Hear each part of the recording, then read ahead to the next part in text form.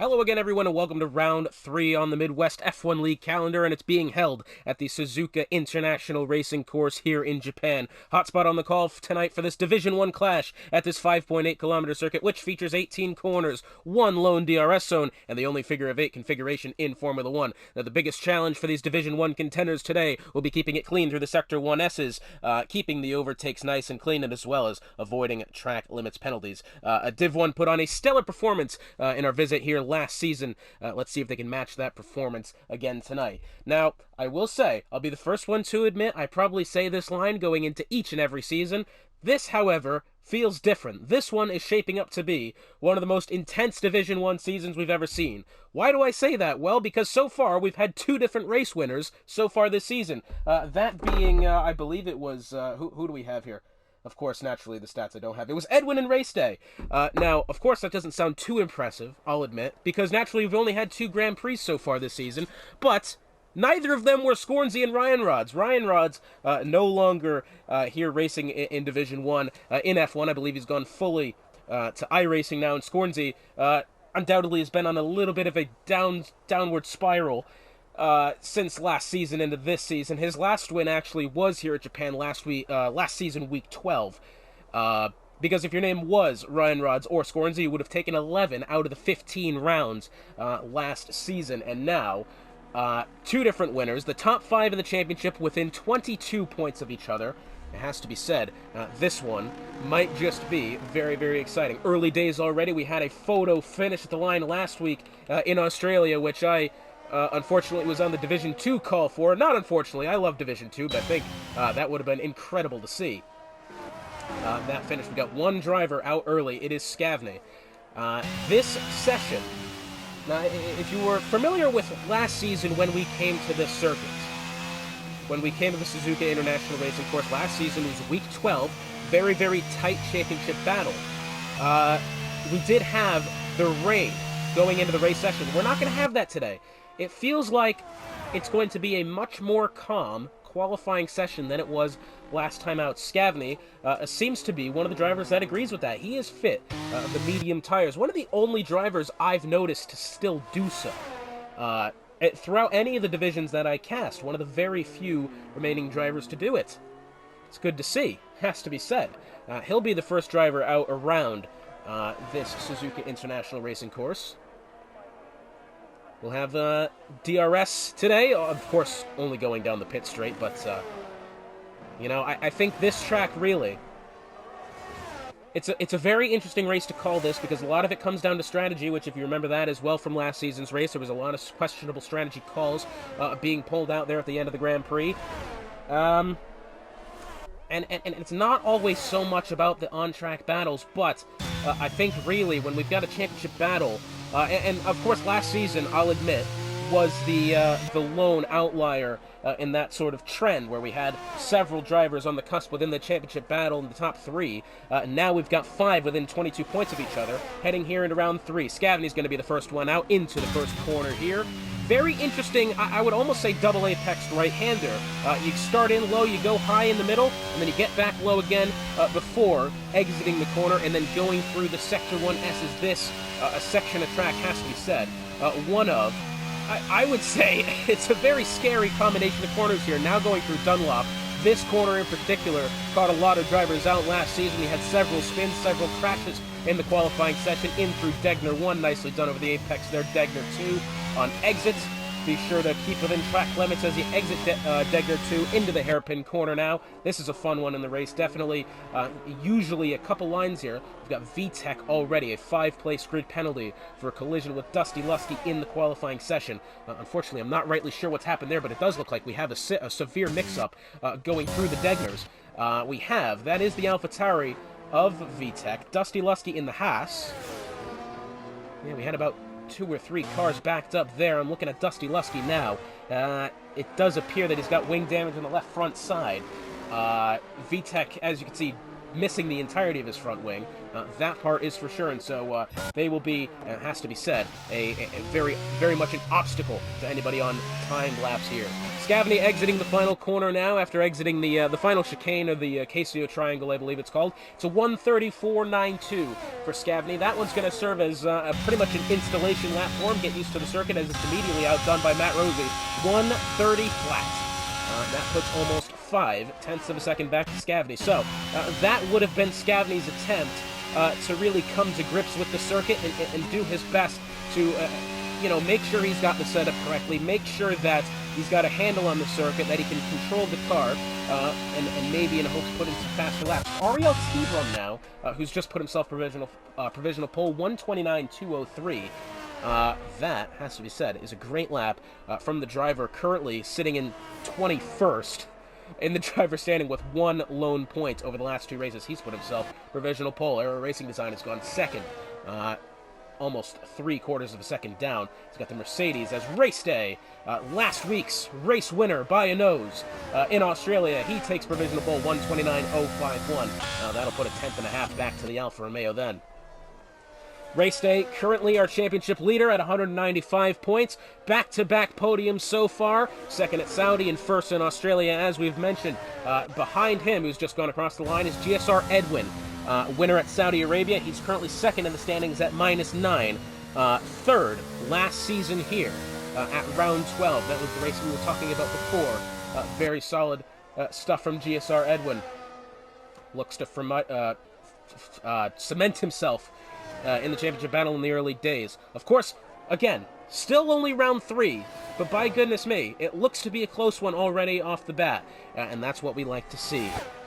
Scornsey in the Ferrari finds himself P4, currently third of the championship, 15 points down in the leader of race day, second last week in Australia, and currently the reigning Division 1 winner here in Japan. One of his only handful of race wins last year in a season that was, has to be said, was quite dominated by GSR Ryan Rods. Scornsey, I think honestly it's been a quite difficult, I don't want to say couple of seasons because then it would sound like he doesn't win that often, but that's just as far from the truth as you could possibly get. He is still one of the quickest drivers in Division 1, has to be said. Only took home 3 race wins last season. Abu Dhabi at round 2, Portugal, and then Japan, round 12. After the very controversial pitting decisions by GSR Ryan Rods that at the end of the day helped him win that Grand Prix.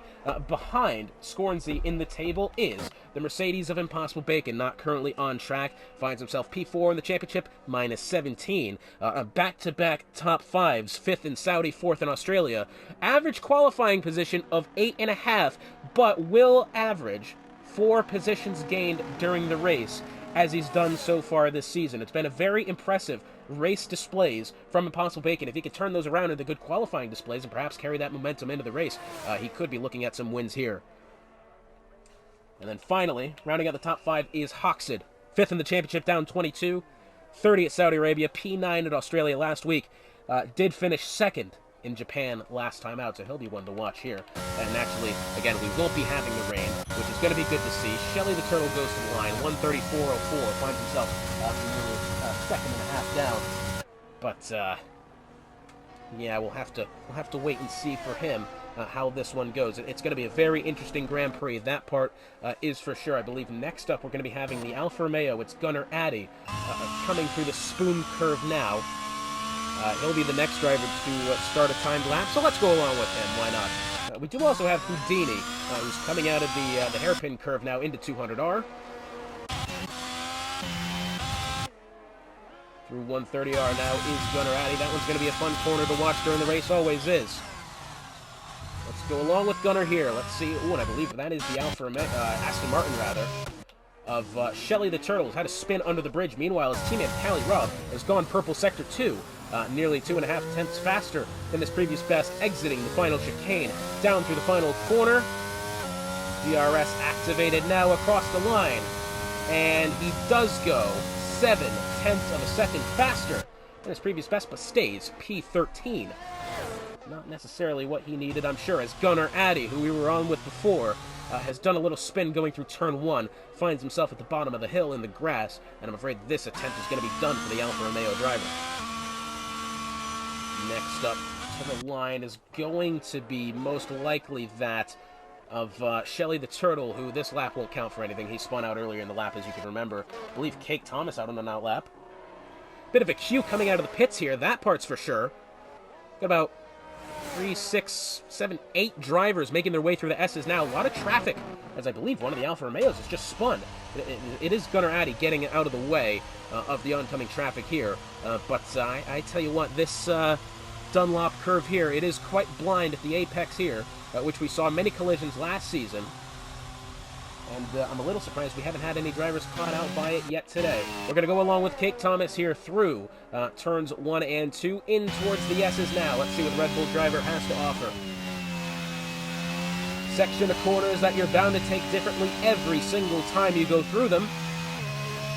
Cake Thomas upshifting quite early. That's probably what you're going to see out of the Division 1 grid. Holds the exit of the Dunlop curve quite nicely there, in towards Degner 1 and 2.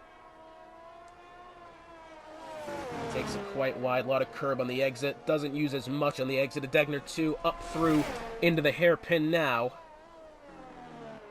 See this line he takes, feathering the throttle as he goes on the way out. I tell you what, the exit looked quite good out of that hairpin corner. That's going to be that's a very tricky corner to take, because naturally you go from the camber to the uncamber, and the car wants to spin around. But these Division 1 drivers are going to have a much better handle on it than a driver like me would ever have. Out of the spoon corner now goes Cake Thomas, nearly invalidating there, but he's kept it within track limits. He's used every inch of the exit curb as you can take. 7.5 minutes to go now, left in the Division 1 session as he goes through 130R. Doesn't really take that much curb at all. Now into the final chicane here. Takes a lot of the apex, doesn't use the curb on exit, back through the throttle is Cake Thomas. This doesn't really look like a competitive lap. It has to be said, it's 137.99. I will say,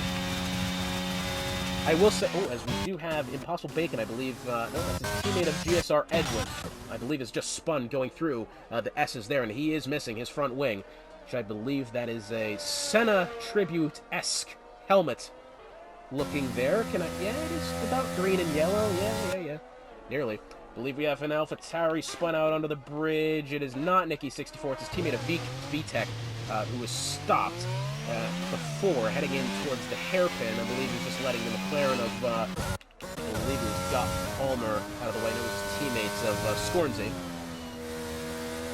Cake Thomas there, it did seem to the eye a decent lap. Unfortunately, the timing sheets did not agree. He'll definitely be looking to improve upon that when he still has some time to do so as well. I believe that was his first timed attempt of the session. So again, that might be another case of, was it just an installation lap for him, to the point where potentially he could gear up for another good lap once he gets better tires. Lancey goes P14, almost a second and a half quicker, but still remains a second and a half off the pace. Next up, we have an Alpine. I believe it's Aero Racing Design to the line. And it looks as if he'll be starting a new one now. Race day 2016, 1:28.986. First driver to break into the 1:28. Puts almost 0.2 of a second back to Edwin. T-Brum sitting there at 0.217. He's not far out of it either. But 0.5 of a second gap between P1 and P5. 0.7 back to P6. In fact, Scornsey is only a couple of tenths off of... Oh, and that's a spin there for Aero Racing Design. They'll have to get off of the racing line here right quickly, as we've got the McLaren coming through, and thankfully he did. No spin is a good one, but by goodness, that was probably the most convenient spin anybody could have had through the Dunlop curve. That was a huge problem on last season's qualifying session race. Not qualifying session race. Last year's qualifying session, that was a huge problem. Thankfully there for Aero Racing Design, who, by the way, started off quite hot last season in the Japan race in particular, and unfortunately, starting on the hard compound tires, couldn't really manage to keep the heat in them, and they did not end up well. VTech has gone in the pits and retired. Now, if you can remember correctly as well, we also had that incident last season. One of the Alfa Romeo drivers, forget who it was at this point, had retired in the pits. The car, the Ghost, came back out on track, parked it outside of the outside of the S's, and the safety car came out. Will we find more odd safety cars happening today? Sure hope we don't. I would much rather have a good, clean race on track. But you never know with this game. Scornzy, or along with him, doesn't look like this is going to be a competitive lap. That's set about 0.6 of a second slower, as we now have both the Mercedes drivers of Edwin and Bacon coming out at the moment. Let's see, perhaps, if GSR Edwin can get the toe from his teammate of Impossible Bacon. This is one of those moves that happen quite often. When we saw Impossible Bacon team up with his former teammate of Cake Thomas in the Red Bull last season. Quite possibly some of the best teamwork I've seen in Midwest F1. It's helped them in a lot of qualifying sessions. We're going to wait and see if that's potentially going to be the case this time round for the Mercedes team, who, by the way, headline the constructor standings. Let's go through those now. It's Mercedes headlining the constructor standings at 364 points. Ferrari 349, and they're over McLaren by 1 point at 348. Alpine in fourth at 342. Very, very close battles between the top four in the constructor standings. Haas is next up in fifth at 291. Williams 209. Red Bull 207. Alfa Romeo 137. AlphaTauri 136. And Aston Martin 107. So it looks as if we've got an early, solid battle for the Constructors' title as well. How long it stays that way, we'll have to wait and see. Naturally, again, this is still only week 3 of the season. But to have a season so competitive already, that is a very good sign of things to come. As Scornzy's made his way into the pits, we've got 2 minutes and 45 seconds left now. Edwin to the line, I believe. Yes, he has. Now he's got Bacon ahead. Bacon is a fair bit ahead. He's now entering turn 3. Going through the S's. Are they perhaps going to try to link up down the backstretch coming out of the spoon curve? That's what I would assume they're going to try to do here. They've spread themselves out enough to where they're not going to hinder each other's timed laps. So that's going to be good news. Edwin 9/100ths faster as he makes his way through Degner 1 and 2, but I'm afraid he's caught in a lot of oversteer going through the Degners there. You saw him have a bit of a snap of oversteer happening there, and I believe is this going to be the point now where we see the toe happen.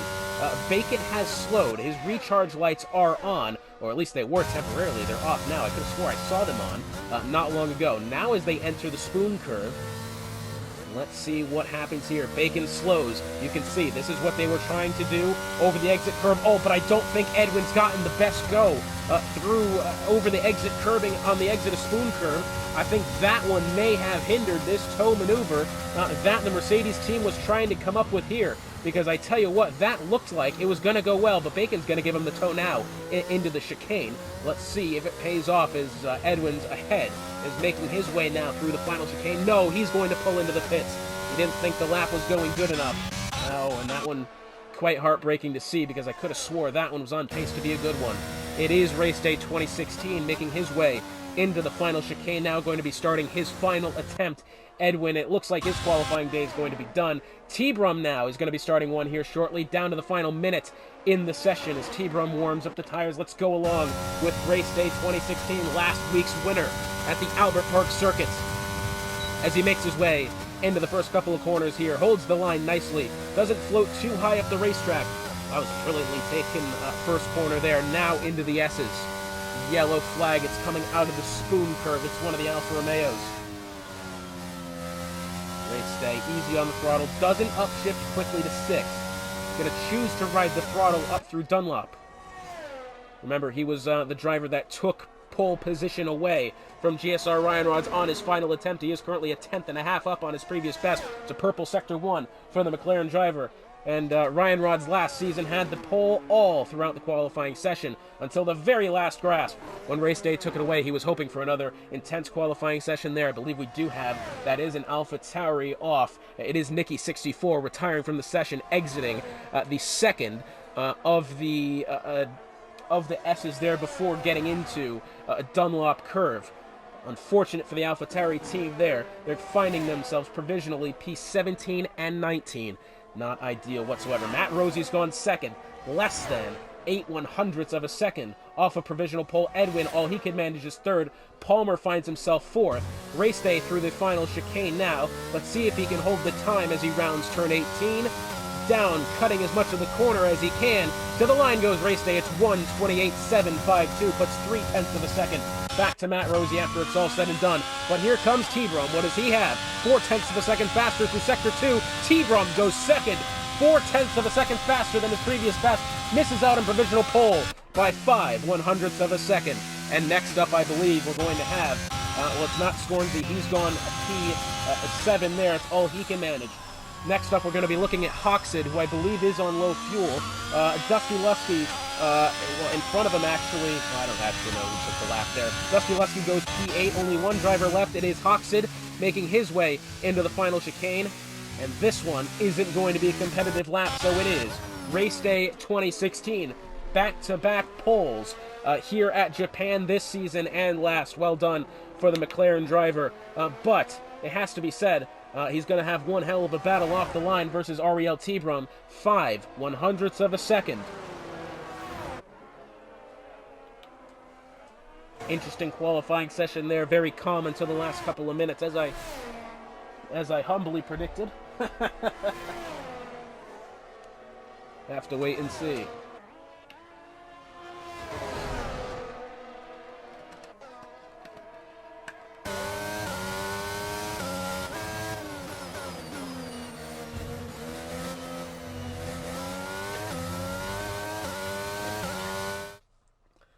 So after it's all said and done for the qualifying session here in Japan, it is Race Day on pole by 0.05 of a second over the Alfa Romeo. Currently P21 in the standings of Ariel T-Brum. It's Matt Rossi third, Edwin fourth. Got Palmer fifth, Hoxid sixth. Scornsy, last season's race winner here in Japan, P7. Dusty Lusky eighth. Aero Racing Design ninth. 10th is Scavney. 11th, Callie Robb. 12th, Shelley. 13th, Bacon. 14th, Shariah. 15th is Lancey. 16th, Kate Thomas. 17th is Houdini. VTEC. P18, as well as having a 5-place grid penalty, his teammate of Nikki 64, P19, and finally Gunnar Addy rounding out the field in the Alfa Romeo, P20. So, very close qualifying session there between Race Day and Ariel T-Brum. It's not going to be an easy one off the line. Let's see what our grid has to manage here in Japan. Well, here we go, ladies and gentlemen, round 3. The formation lap for round 3 here in the Midwest F1 League, Season 9. Division 1 here in Japan. Like to remind you once again, Midwest F1 and the entirety of the eSports League is brought to you by Raze Energy and Epos Audio. I'm going to go out on a limb and say everybody's going to be on the mediums. Let's find out. 5 seconds to prove if I'm right or out of my mind. I'm pretty sure I'm going to be correct. But let's wait and see. To the formation lap now.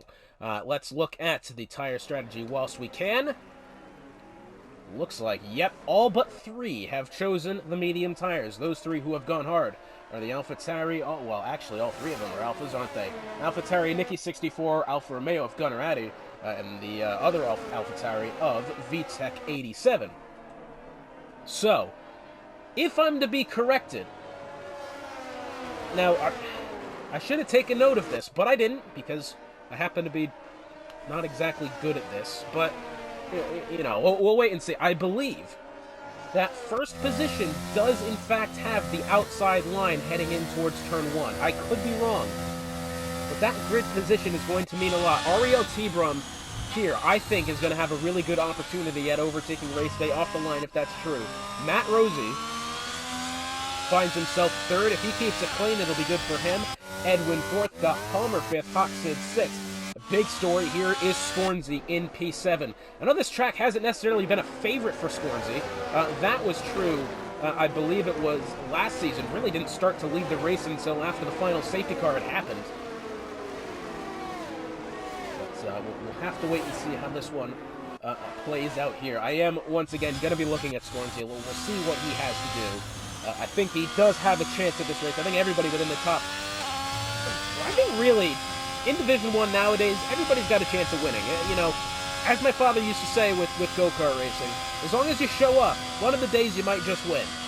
So we'll have to wait and see. That was certainly the case for Scornsy last season, and I believe he was very close to taking the win last week in Australia as well. But it was Race Day 2016 who took the win. at the line. Beautiful. Didn't get to see it. I'm very upset. Let's see how the grid decides to line up here. Let's see if anybody makes a hash of this one. Nice little burnout there from Race Day. You don't really see the burnout much anymore. He does line up on the outside line, heading in towards turn 1, but look how much he angles himself across the circuit into the oncoming path of that of Ariel Tebrum. Matt Rosie in behind, and you can just see, well, Matt Rosie's angled in quite a bit as well. We'll have to wait and see how this one plays out. Oh my goodness. And I'm so excited for this. Very happy to be back in Division 1. Division 2's put on some great showings in the past couple of weeks. Can't fault them at all. So glad to be back here in Division 1. And we do have now lights eventually going to be turning on here in Japan. We do have 5. Lights out, and away we go. And off the line, it is Ariel Tebrum down to the inside. I believe he does have the advantage, and he does, and he clears Race Day 2016 before they head into the first corner. Already the lead change. As we look back, the Mercedes pushed out wide. I believe that was Edwin. Did not get the best start off the line. And so far now, Scornsy's up to P5. He's side by side with Edwin, making their way through the S's. Yellow flag early there. I'm not sure who it was. Edwin did manage to get around the inside, and I believe he's going to stay ahead. Yes, he does. Contact there from Scornsy on the back right-hand tire. That one was close somehow. No spin there because that was not necessarily a corner you want to make contact in. Never mind go side by side. It was very good from the two drivers to make sure that one ended cleanly, but it is Ariel Tebrum who has taken the lead early here off the line, and that was the risk we had with the pole position being lined up on the outside of the circuit. That one, it has to be said, was going to be in the cards if Race Day didn't get off the start well enough, and it certainly seemed like he's had his start to forget. We do now have Scornsy within the slipstream of Edwin, heading through 200R in towards the spoon corner. Does he send it to the inside? No, he doesn't. He's going to choose to back off, not really using his energy store either. That one's going to be important. A track without DRS, except for the pit straight, it's going to manage. It's really going to depend on how well you save or use your energy store. That is going to be a big key in today's race. At the moment, though, the Division 1 grid is spread out quite a bit. Scornsy back to Hawksid here. Back to Edwin. Aero Racing Design temporarily was within 0.2 of a second on Dusty Lusky. Didn't stay that way, as Callie Robb wanted in that battle as well, but now might have to fend off his teammate here. But I think Scornsy may perhaps have a look into turn 1. No, he's still too far back at the moment. Two Aston Martins here, P10, P11. Callie Robb has gone way high through turn 1. Shelly the Turtle chose not to attack. I think he basically just wanted to keep that one clean. But it looks like Shelly the Turtle might have, at least at this moment in time, consistency over Callie Robb. As I say that, I think he's taken that corner quite wide. His Impossible Bacon, he's almost allowed to have a move there, exiting Dunlop corner now. Impossible Bacon, if he gets a good run out of Degner 2, he might be able to make a move into the hairpin. We'll have to wait and see. Otherwise, the Division 1 grid right now has pretty much filed their way into line. Impossible Bacon 0.3 of a second away. Is he going to choose to tuck in behind Shelly the Turtle, behind Scavney? Obviously filing in behind there, didn't really have a look. I will say Race Day starting to chisel away at the lead that Tebrum had managed, and that was a very short-lived sentence there, as it was down to 0.5. It's gone back up to 7.5. So it looks like Tebrum might just have superior pace over that of the McLaren at this moment in time. Again, this is very much a track, and realistically, being in Division 1 anyways, really have to keep yourself a short memory, because you cannot let the mistakes pile up, and hopefully Race Day doesn't fall into that trap. In fact, it doesn't look like he will, as now he's within 0.2 of a second on our leader of Ariel Tebrum. No DRS yet. I believe Tebrum has either made a hash of the final chicane, or something has happened there, because suddenly Race Day's made up 0.5 of a second, but now it's Scornsy. Does he have enough to get past Edwin as they make their way through the S's here? Probably not going to be making the move in this section of the track. He'll have to wait until exiting Degner 2 and in towards the hairpin. That's where I would guess the overtake would happen. But let's just see who has the more consistent line through the two Degners, through the S's. It looked as if pretty even on pace. In fact, I'd say Scornsy's kind of falling off a little bit, and as I say that, catching up once more. Exiting Degner 2. Oh, Scornsy's made a hash of that one, and now might be under pressure from Palmer as they head towards the hairpin here. Scornsy, very lucky he was able to hold on to the car. Often refer to Scornsy as the most robot driver on the grid doesn't really make mistakes, the lads. That one was a mistake there, and he's very lucky to have not lost a spot to Scott Palmer, who at the time I believe was a second behind that of the Ferrari. And so he's managed to keep the position the same there. Meanwhile, it looks like Matt Rossi might want to start getting into this battle here. It's going to be DRS enabled for the top four all the way back to Hoxton. You can see Hoxton is using that battery life there, whereas the top two really aren't using it that much. Race Day doesn't look like he's touched it at all so far this Grand Prix. At 95%, Sebrum ahead, down to 60. DRS coming up here for the McLaren. Let's see if he's able to chase down the Alfa Romeo into the first corner. As it looks like as the DRS happens with Race Day, he only puts more gap back to Matt Rossi. That's 1.3 seconds now in the span of opening the DRS and then closing it in the braking zone into turn one. Incredible amounts of pace for the top two at the moment. They are, has to be said, pulling away from Matt Rossi here, and that's going to leave Matt Rossi in a huge pile of trouble here as he's got Hoxton right behind him. Hoxton, I'll tell you what, he's going to be hungry for that overtake as well. Next up behind him is Edwin, who it doesn't look as if, since making that mistake through Degner 2, it doesn't look like Scornsy's been able to reclaim some of the advantage that it looked like he was temporarily having over Edwin. We'll look a little bit further back now. Lots of drivers here in perhaps overtaking position. I think Houdini just got really loose coming out of Degner 2 under the bridge. Thankfully, he was able to hold on to the car, but that one is close. We still have the two Aston Martins in close proximity to each other, but now it's Cali Robb. Can he perhaps find a way around Aero Racing Design as they make their way through the spoon curve? Yellow flag, and it's Nicky 64 off to the back. Not what he needed. Very similar spot in which he had DNF'd in qualifying. Looks like he's got the car back up to grips here. Looks like Cake and Nicky have both made stops here in the early goings as it's Cali Robb down to the inside. Contact! No, it wasn't! Beautiful effort there from Cali Robb on Aero Racing Design. Unfortunately for him, the move didn't get made because, goodness me, that was a close one as it looks like Hoxton's gotten around Matt Rossi into the first corner, around the outside, heading in towards turn one. That looked a good one. And now perhaps can Scornsy pressure Edwin into a mistake here. That is really going to be the key for overtake on the circuit. Oh, and speaking of mistake, that is Impossible Bacon, who coming into the race was sitting P4 in the championship, has spun it round in front of the Red Bull of Scavney, and now falls back down to P18. Not ideal for Impossible Bacon, who now has realistically a mountain to climb here. Of course, we're only 5 laps in, but by God, this track, you know, obviously it's going to be, it is one of the more, how do I put this into words? It's a very old-fashioned track. It's going to be about not making mistakes, less about, you know, finding overtake opportunities. The ones that you do find, they're going to be brilliant happen, although it has to be said there are a fair few overtaking spots on this track. So we'll have to wait and see if Impossible Bacon can rebound here. Finds himself 4 seconds down now on Shariah Coleslaw to eventually regain some ground here. Now it's Cali Robb. Does he have anything on the Alpine of Aero Racing Design ahead? I tell you what, he's got a much better move through 130R. Aero Racing Design covers off the inside line heading into the chicane. Great defending from the Alpine there. We'll have to wait and see. Meanwhile, at the top of the grid, it looks like Race Day. Oh, I tell you what, he was getting closer. Ariel Tebron, I think, might be on 2 warnings here because he had gone wider than track limits going through the spoon curve, and he's just done so there again, going through turn 1 on the exit, and Cali Robb did, for now, make that overtake on Aero Racing Design. He has now put the Alpine behind him. That looked a great one there. Had the inside of the corner.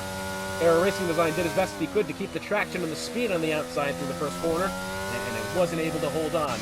Nice move from Cali Robb, but now has a mountain to climb to Dusty Lusky in P8, currently 2.5 seconds ahead. We'll have to wait and see what happens there. Back to Scornsy now as they head into the hairpin corner. Scornsy applying the pressure here very consistently. He doesn't look overly aggressive so far. The veteran Ferrari driver here, multi-time champion. You see Scornsy in the rearview mirror. A mistake's going to happen. I tell you what, great credit to Edwin so far, who hasn't folded under the pressure at this moment in time. Of course, he is second in the point standings heading into tonight. But now, perhaps, can we see Scornsy apply the pressure and make something aggressive happen? Because all the while, it is Matt Rosie who is 2 seconds ahead of this battle here between his teammate and GSR Edwin. Does DRS come into play? That's going to be the question here. Race day, does he have anything for T-Brum heading into turn 1? I don't think he will. But Scornsy now, does he have anything for Edwin as they head in towards turn 1? He is going to look down to the inside only momentarily, and now checks the outside. Does he perhaps wait for Edwin to switch back? We have a yellow flag somewhere. Oh, it's T-Brum! No! Oh, and the leader of the Grand Prix finds himself spinning out of control, going through the S's. And I have to say, that one seemed like driver error, and for sure that one there was. Hits the Tech Pro barrier. Oh, I say Tech Pro, it's just tires with some canvas on it. Oh, nearly spinning and collecting. Shelly the Turtle and Lancey there. This car is all over the road. He needs to get off the racing line now. In fact, parks himself in front of Scavney there. Scavney's going to make his way down to the inside, eventually the outside. I'd have to believe that was driver error for Ariel T-Brum, because I don't think Race Day was necessarily in position to make that overtake happen. He was at least 0.3 of a second behind going through the first couple of corners. And it has to be said, so far T-Brum did look like he was somewhat struggling with the car. And now, that leaves Race Day in a field of his own. He's got almost 2 seconds behind to GSR Hoxid, who will be under pressure here from Matt Rosie, perhaps. He's going to have DRS. Not a lot of battery left for Matt Rosie, so it doesn't quite look as if that move's going to happen. Scornsy didn't pressure Edwin that much into the first corner the previous time by.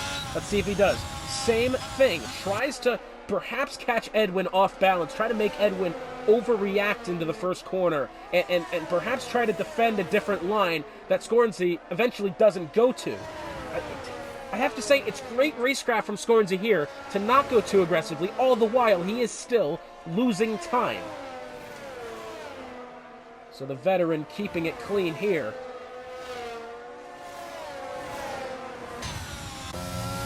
Tough to say. I don't know. I mean, it is obviously still early going in the race. Perhaps a Scornsy may be trying to conserve the tires and you know, doing his best to get the most out of the mediums. Certainly possible. These medium tires will last to about 17 laps, according to the game. So we'll have to wait and see. That gap steadily within 0.3 of a second for the past, well, realistically, 8 laps of the Grand Prix. Cali Rob might have a move at Aero Racing Design here. He did overtake Aero Racing Design a couple of laps ago, but finds himself behind the Alpine once again. And now Scornsy, I'm just catching along with this now within 0.1 of a second, and he didn't go for the move into the chicane. And I think had he gone for the move, he would have had it, and he would have had it fair. Oh, and Edwin's coming in! Ooh, that's a bold turn of events, as Lancey in the Williams picking up 3 seconds for multiple warnings there.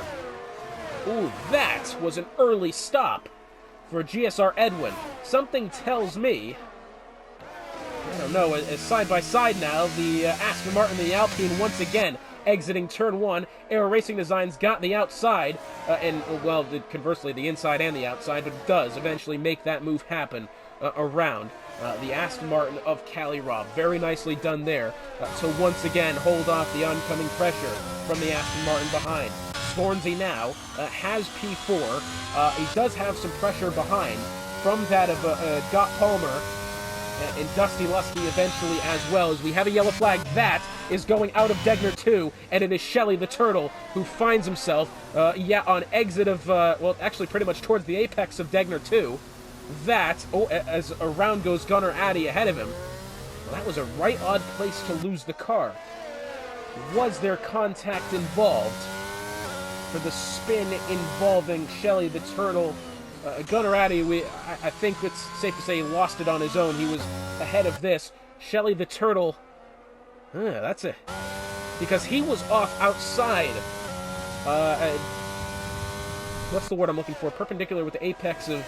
Well, perpendicular isn't the right word. Even with the apex of Degner 2 on the outside of it. Typically, if you're going to see a car lose it through that section, they would have either gone wide through Degner 1, clipped the gravel on the exit curb, and then spun it round, but at that point, you would have slid way much further off the track as T-Brum tries one around the outside, past Scavney. Scavney goes down to defend. Almost contact made there. Very close indeed. As it looks like T-Brum on the attack here. He really wants to get past the Red Bull here. Very odd place for Shelly the Turtle to lose the car. Not sure what's going to be made of that one. A little odd. A little suspicious. Now, once again, here's T-Brum back to Scavney through Degner 2 under the bridge. Oh, big snap of oversteer again from T-Brum. You can tell, I think his car definitely set up for the oversteer at the moment, and I don't think he's quite happy with it. He had the spin earlier from the lead, and now finds himself P10. Oh, and that's another snap of oversteer yet again. See the graining on the left front tire. Interesting turn of events here. Cali Robb is now starting to fall perhaps behind the Aero Racing Design. That gap, which is, well, we do have a yellow flag. It is the Red Bull of, I believe it's Craig Thomas. Yes, it is. Spinning his way out through Dunlop Curve. And now comes the Aston Martin and the Alpine, Aston Martin and AlphaTauri come by as Matt Rossi has entered the pits. I gotta say, yet again, these stops are much earlier than I would have anticipated. As Matt Rossi is going to be dropping down through the order here. Bold strategy call here. That has to be said, as I believe T-Brum may have been looking for an overtake there on Scavney. Didn't quite get the chance to happen. Edwin has the fastest lap on the hards, 1:32.492. Pretty solid there. Aero Racing Design still defending to Cali Robb. Looks ahead, got Palmer starting to close in on Scornsy here. 0.7 of a second between these two. Scornsy last season was driving that very same McLaren. Finds himself in the Ferrari. Biggest position gain so far is VTEC, started P20 up to 10th. Along with that, we do have Houdini, who's up 6. And then in the negative direction, Matt Rossi and Edwin, both of which have just taken pit stops, down 9. Down furthest in the negative direction, not because of pit stops, is that of T-Brum, who started P2, spun from the lead, and now finds himself down in P9, albeit he's in a battle here with Scavney. And he does seem to really be applying the pressure to the Red Bull ahead. But I'm afraid not many overtakes have happened here without the aid of DRS, and now we find Scornsy and Palmer come in. Interesting. Palmer comes in. Aero Racing Design. Oh no, it's 5 seconds into the pit lane, as well as Ariel T-Brum, 5 seconds for speeding into the pit lane for both Aero Racing Design and Ariel T-Brum. That is not one they needed, as we have an AlphaTauri spun going through the hairpin. It is Nicky64. Somehow has avoided the styrofoam advertising board. Does he have wing damage to where we could perhaps have a virtual safety car? The answer is no. Craig Thomas might be making a move on Shelly the Turtle here in a 130R. My goodness me. Oh, and I tell you what. Oh, T-Brum is retired. That coming out of turn 2 before the S's, and the safety car's out. Oh, and T-Brum, who started second, took the lead into turn 1, spun from the lead. He's been struggling with oversteer all day, and I'm afraid he's bit the dust there. A driver who currently sits P21 in the standings at one point was definitely looking like to be destined to have a good points haul here today. And I'm afraid it's just not going to end up that way for the Alfa Romeo driver. Very unfortunate turn of events there, and now race day is going to choose to come in.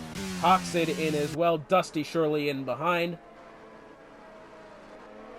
Once the top 6 pit, that'll leave Bacon and Gunner as the only other two who have not stopped. Cali Robb's coming in as predicted, Scavney will most likely be coming in. Yes, he does. And finally, I'm thinking we're going to have VTech come in as well. Yes, we will. So, Race Day will retain the lead of the Grand Prix. Hoxid will retain second. Dusty in third. Going down the straight now is Matt Rosie, who, remember, pit before the safety car. And yeah, Matt Rosie's going to have to settle for fourth here, almost getting ahead of Dusty Lusky, but does take fourth. Edwin fifth, Scornsy sixth, Callie Robb seventh, Palmer eighth, Scavney ninth, and VTech down in 10th. I have to say, oh, VTech's chosen the softs. Well, why has he done that? That doesn't sound right. No, Air Racing Design's gone for the softs as well as that of Kate Thomas. This is a very interesting turn of events. What? I don't know. Anyways, we're going to let the safety car sort itself out here. I'll step aside for now. Great Grand Prix so far here in Division 1.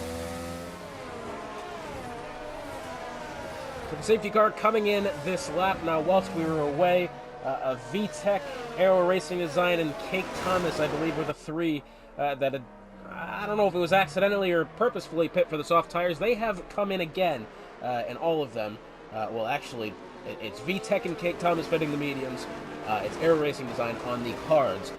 Lancey, only driver with a penalty so far, 3 seconds for exceeding track limits. And we're back to green here. It's Race Day 2016, getting a good jump. Hoxid behind. He's going to be under pressure here from Dusty Lusky, it seems. But meanwhile, it's quite the gap. Back to Matt Rosie, back there for P4. So the top three have pulled away. Edwin pressuring Matt Rosie here. Perhaps with Rosie asleep at the beginning of the safety car coming in, because it doesn't look like he's gotten away well. Although now he's kind of closed the gap, and we have a yellow flag towards the back. It's Gunnar Addy. And the day goes from bad to worse for the Alfa Romeo team. It was his teammate of T-Brum who caused the safety car with his DNF exiting turn 2. Sorry, well, yeah, I think it was turn 2, actually. And unfortunately for Gunnar Addy, his day's gone from bad to worse. I believe, is that damage on the side pod there? Hard to tell, as it looks like Lancey's dropped position to Aero Racing Design. It's going to be side by side into the hairpin between these two. Lancey on the outside, Shelley on the inside. My goodness me, brilliant racing this, but it looks like Lancey's going to get the better acceleration coming off the hairpin. Great racing that, and Lancey pulls ahead. Aero Racing Design in on this as well, although further ahead, considering he wasn't really in that battle at the moment. It does look like now Scornsy closing back in. He was another driver who didn't really look as if he had gotten the best start off the safety car, and now starting to climb back within a second of Edwin ahead, who Edwin trying to hunt down Matt Rosie here, but he's going to be in a train of slipstream here. We'll have to wait and see what happens. No DRS until next lap. It's going to be 10 laps to go this next time by. Race Day really is pulling away from that of Hoxid. It's 9/10 of a second. Matt Rosie pressuring Dusty Lusky, trying to get himself onto the podium. Everybody within the top 11 cars is on the hards. Everybody on the outside minus Aero Racing Design on the mediums. And the other driver who was on the hards, Nicky64, has spun coming out of turn 1. Unfortunate for him. He's not had a very good day himself. Unfortunately for one of the most veteran drivers in Midwest Esports, I believe. Does he hold the record for most races competed in? I know he's in the top 3, easily top 3. I'm not sure if he does hold the record or not. But if not, he's got to be damn close to it. Well, it's Edwin now pressuring Matt Rosie here as Scornsy, trying to claw within a second of this battle between the Mercedes and his teammates. 0.4 of a second, no DRS yet. In fact, it's not even going to open until, well, it'll be activated this lap. It won't be used until the next time around, naturally, because it's the only one DRS zone on the circuit. And it looks like Matt Rosie might be having to move at the hop of Dusty Lusky here. Hoxid does have the fastest lap. And I think in the straight line, might be closing out on Race Day. I'm not sure where Race Day is pulling out the advantage, because at the moment this is the closest it's been. 7.5 tenths between the two. Dusty Lusky being hung out to dry here. As we said, his Aero Racing Design and Houdini swapping positions back there. Dusty Lusky is going to be under a lot of pressure here from Matt Rossi as they make their way through the S's in towards the Dunlop corner. Scornsy in on this battle as well. Nice little train of cars here all the way back to, I believe, who is that? Is that the Red Bull Escavni? And then we've got another second back to Impossible Bacon. So, very nice train of cars here. Still a lot of racing left to go. 10 laps to go. About 9.5 actually at this point, but you know, who's counting? Not me. Into the corner. Dusty Lusky has gone wide. Does Matt Rossi tuck underneath? No, he doesn't. It looks like Dusty, despite going wide through the corner, was able to hold off any sort of attempt from Matt Rossi, although once DRS comes into play, it might be a very different story as Dusty Lusky doesn't have any help ahead of him, and Matt Rossi's going to be first in line to make that happen. Scornsy's within 2/10 of Edwin ahead. These two have been battling all race long, and now does Scornsy decide to go balls to the wall and perhaps make a move on Edwin? That's going to be certainly a question mark here because Scornsy has not played an aggressive race so far. Matt Rossi wanted a peek around Dusty Lusky, didn't make it happen. They'll have DRS this time by out of 18. Hoxid fastest lap, and I will say Hoxid shaving off about 1/10 per lap now. Here comes Matt Rossi, down to the inside of Dusty Lusky, heading in towards turn 1. Edwin's got a great view of this, and Dusty Lusky does get overtaken. Oh, but Matt Rossi's made a mistake. He's hit too much of the exit curb through turn 1, and somehow was able to hold on to the car. He did get quite loose there. And thankfully for Matt Rossi, he was able to hold on, but he almost, it almost all went spinning away from him as fast as he got it. So it looks like now, I believe it's Shelly the Turtle has gone off there, slow coming out of turn 1. Not ideal for the Aston Martin driver. Not sure what happened to him there. EDA Gott Palmer is a driver we've been decently quiet about so far today. He's pressuring Cali Robb here for the 7th spot. That'll be a good result for him. Good result for the McLaren team in general. Mercedes have not had a very ideal day so far. Ferrari's doing pretty good, I will say that. It has to be honest, I think Ferrari's probably having the best day out of any team so far in the top 4. Alpine with Hoxid in 2nd. That's pretty good. Aero Racing Design in 13th. Yeah, I'd say Ferrari's having the better day so far. We'll have to wait and see if Palmer can make up any spots here. Mercedes, it's not doing well for them. Bacon had to spin early. It looks like he's rebounded to P10, thankfully enough. Scavney might be able to pressure Gott Palmer here in a little bit. We're going to go back up. Actually, no, we won't to Scavney, so within 3/10 here. And Cali Robb under a lot of pressure from Gott Palmer ahead. It looks like Palmer might be able to make a move here. Oh, I tell you what, as much as Cali Robb did not get a good exit going through the chicane, good entry going through the chicane, he's actually had a much better exit than that of the McLaren, and he was able to hold off any overtaking threats from the Papaya car behind him. Scornsy still has not found the area to overtake Edwin. Slightly becoming concerning here for Scornsy. I think, and it might be very soon, I think he may have ran out of attempts and opportunities to make that overtake happen. Never doubt Scornsy, but by goodness, he's had a lot of chances for this overtake to happen, and he hasn't taken them. And if it sounds like I'm being hard on Scornsy, well, all credit to the guy, but I am being difficult on him. He's a multi-time champion, and right now, it doesn't look as if he's all that comfortable at the moment. It's a day where he's had to fight, as we have a yellow flag at the back, and it is Shelly the Turtle spinning, coming out of Degner 2. And out from under the bridge, thankfully he hasn't hit anything. But another spin there for Shelly the Turtle, unfortunately for him. Hoxid, who temporarily was closing in on race day, now starting to look as if he's falling outside of... Well, he's going to have DRS again, but it is looking like he's falling back of the McLaren. But then they get to the straight line, and it looks again like Hoxid might have something. Oh, but look at the battery Hoxid's used here. Down to 6%. Yeah, he's not going to be overtaking him with that much battery, has to be said. Scavney looking forward on Palmer here. Palmer's got DRS ahead. That move's not going to happen. Although, here comes Aero Racing Design down to the inside of Shariah Coleslaw in towards turn 1. And he's made that one happen quite easily there. Very nicely done from Aero Racing Design. Puts him to 12th. Scavney now still 0.4 of a second. Cali Robb 0.4 of a second back to Scornsy. Although, has to be said now, Scornsy is now outside of DRS range on GSR Edwin. He is 1.067 back to that of Edwin, now 1.1. So if Scornsy stays outside of DRS range, that is going to be mighty helpful for that Aston Martin of Cali Robb, who's going to look to get himself into the top 6 here. Once again, look at positions gained and lost. Hoxid's up 4, Dusty's up 4, Scornsy's at the end of it up 1. Edwin's down 1, Cali Robb's up 4, he's having a good day. VTech up 9 still. Had it not have been for this, if he had just hit for the correct compound the first time, probably be well within the top 10 now, but it is P11 at the moment for VTech.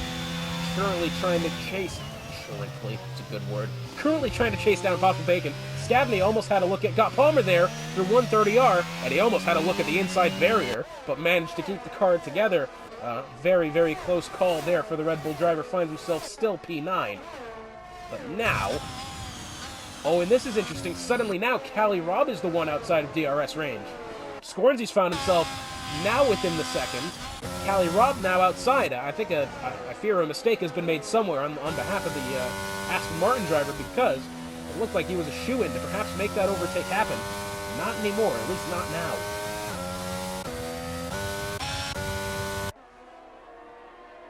I will say, despite there not being much overtaking in this race, it has been a lot of things to keep an eye on and a lot of things to keep your interest in. So that is a very good sign. And speaking of which, Hoxid now finds himself teetering of a second back to race day.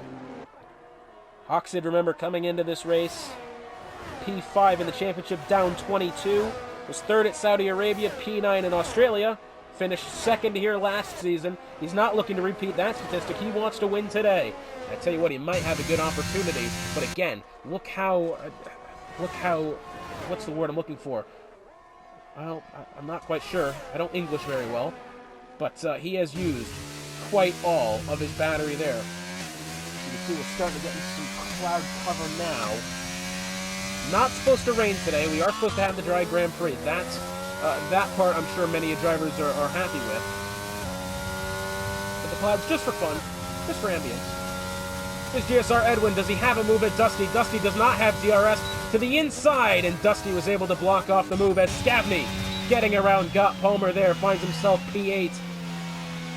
Very nicely done for the Red Bull driver. Now has a small mountain to climb to get back up to Cali Robb. Cali Robb, by the way, is now once again within 0.5 of a second on Scornsy, as we have Shelley the Turtle, I believe, having a spin going into the final chicane. But it was Cali Robb who not long ago was outside of a second on Scornsy. And now, back within a half second. And Scornsy, once again, almost outside of that crucial 1 second DRS window to the back of Edwin. Scornsy may be pushed even further outside the top 5 if Cali Robb can string together some consistent laps. Oh, and there goes Dusty Lusky down to the inside, and Edwin is going to get that position for free. And I think Scornsy might have an opportunity to make a move here. Dusty Lusky, I think, has gotten up to speed well enough to at least hold this position for now. That was some hefty oversteer coming out of the hairpin corner there. He's lucky he didn't lose the car. He's really lucky he's only lost one spot. But now, well, you know, this might not actually be bad. He's going to be in the DRS train here. DRS ahead to Edwin. Scornsy's going to have DRS behind. He may not be under any threat unless Scornsy tries to go for it here and put himself into the top 5 into the chicane. Answer's going to be no. We'll have to wait and see. I don't think Scornsy is going to make the overtake on Dusty here. Oh, that's a car that's gone really wide. It's Cali Robb. My goodness me, shades of Joe Guan Yu there, who really in the background of the camera angle slid about as far as you could slide off screen. Man, I'm lucky I even saw that. That was quick. That was either... I don't actually know how that's happened. Shelley the Turtle, 3-second penalty for multiple warnings. That's not ideal for him in any sort. Did Cali Robb hit the barrier? Now, I don't see any damage, thankfully enough for him. He has fallen down to P11. But goodness me, I'm wondering how that's happened. Has he caught oversteer coming out of the final corner? That's what I would assume. Because he spun violently off the circuit there. Dusty Lusky, 0.6 of a second back to Edwin.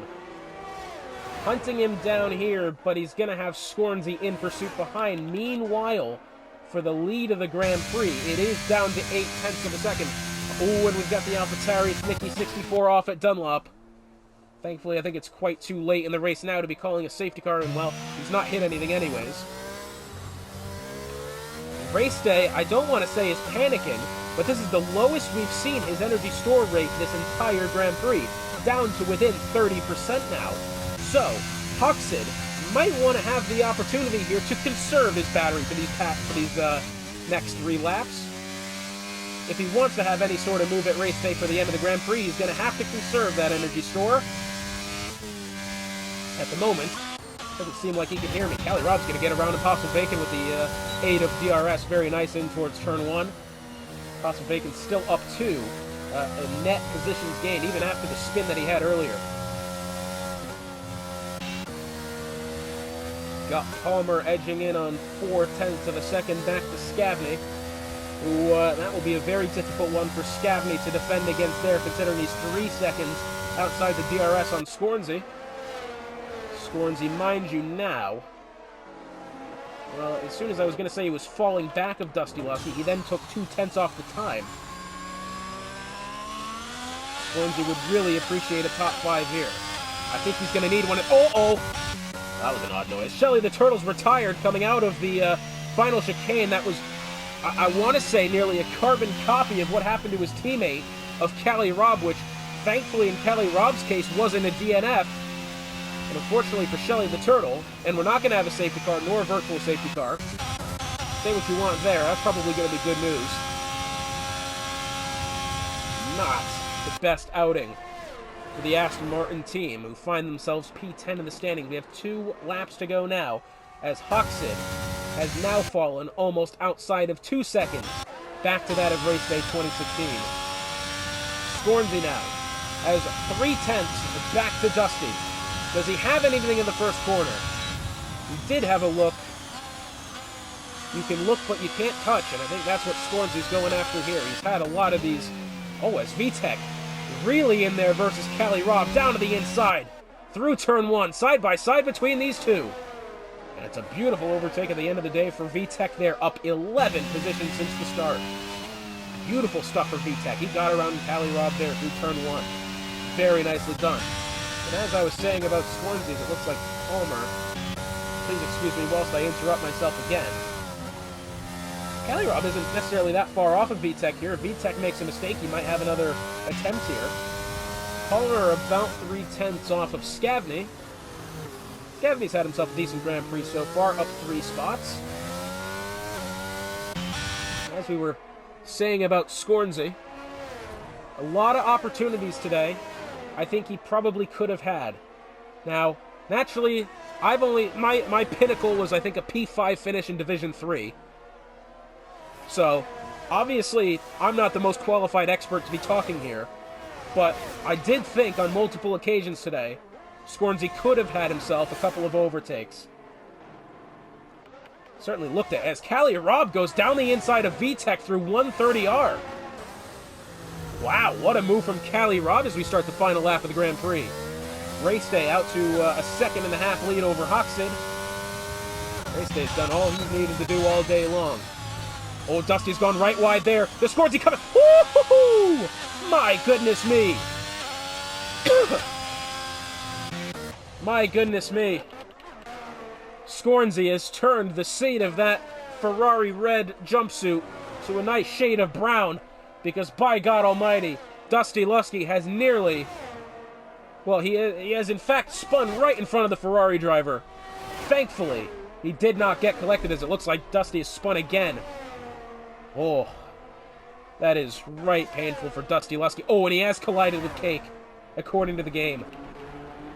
Man, that was... Oh, that just... It hurts to see, because Dusty was having a very good day. Was within the top 5, pretty much since the safety car came in. Now finds himself battling with his teammate for P15. Heartbreaking stuff there. Such a good race for Dusty Lusky, and I'm afraid it's all come crashing down. But for Race Day 2016. It's only been positive for him all day long, coming out of the final corner. He will win here in Japan. Hoxid finishes second, and rounding out the podium, it is Matt Rossi here, unless he makes a mistake out of 18. And no, it will be Matt Rossi rounding out the podium. It is 2 wins in a row for Race Day 20 start to this season that he would have wanted. Mind you, this is only his second season removed from being promoted out of Division 2. This guy is quick, and he's only getting quicker. Race Day 2016, be on the lookout for him. He might really be the future of this league. Edwin in 4th, Scornsy ends up 5th, so a double top 5. It's a podium for Matt Rossi, and it's 5th for Scornsy. What a Grand Prix there. And I think after it's all said and done, I still think Ferrari's come away with a pretty good day there. I know Race Day's 1 and Palmer's finished 7th, but that may have been what Ferrari needed to perhaps take the lead in the constructor standings. But it's Race Day 2016. Back-to-back wins for the McLaren driver.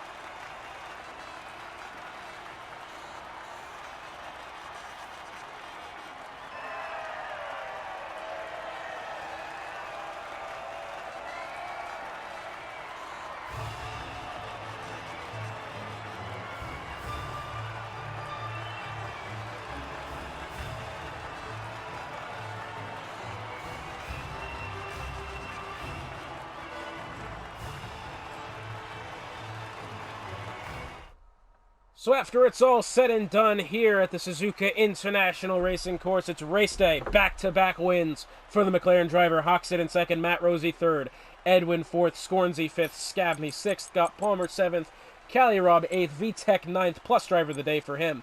Bacon 10th, it's Aero Racing Design 11th, Shariah 12th, 13th is Kate Thomas, 14th Lancey, 15th Houdini, 16th Dusty Lusky, 17th Gunner, 18th, Nikki 64, and unfortunately for Shelley the Turtle and Ariel Tibram, they were not able to finish out the Grand Prix. And next week we head to Zandvoort, so if you thought this track was difficult to overtake on, wait until next week when we head to the Netherlands. Hotspot, it's been a pleasure being on the call with you this week in Division 1. We'll see you next time.